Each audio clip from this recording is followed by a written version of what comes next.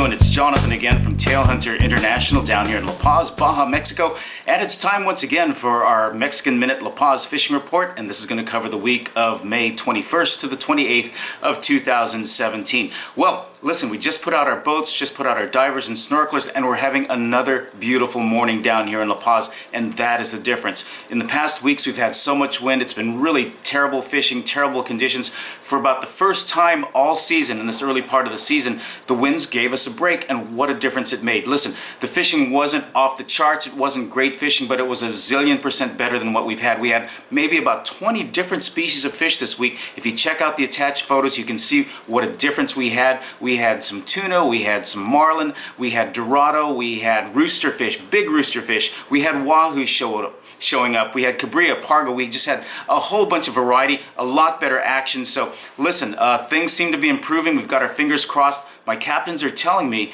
that, you know, there's stuff bubbling all over the place. The conditions are looking just right. Water temperatures maybe just need to be another degree or two warmer, but the fish are active. They may be not necessarily eating when we want them to eat, but listen, we caught bigger and better fish than we've caught all season, so we're really hopeful about things. So listen, in the particulars, at Las Arenas, usually this is the area we go with, we want the most fish, or we want the most variety. It was just the opposite. We didn't have a lot of variety, we didn't have a lot of action at Las Arenas with our Las Arenas fleet, but we got the bigger fish there this week. We had a ton of wahoo. Now, listen, catching and fishing are two different things. We hooked a lot of wahoo this week, but I think we lost 4 out of every 5 wahoo we hooked. And these fish weren't out very far. They were at Punta Perico. They were right outside of Muertos Bay. 10, 20, 30, 40 feet of water. The wahoo are swimming around out there. It's just that we had so many fish lost. We had fish bite off. We had anglers who didn't have experience with some of these 20, 30, 50 pound fish, and so they got off. But the wahoo are definitely there. We also had some huge roosterfish. Once again, just like last week,